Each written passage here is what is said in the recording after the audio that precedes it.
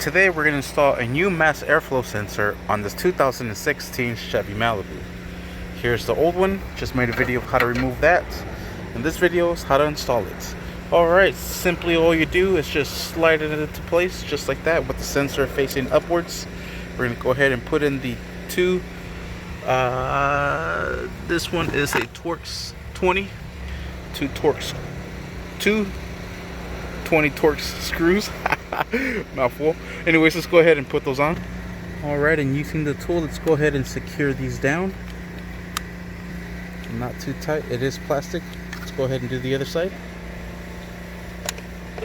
Alright, and there, all we're going to do is plug in the sensor.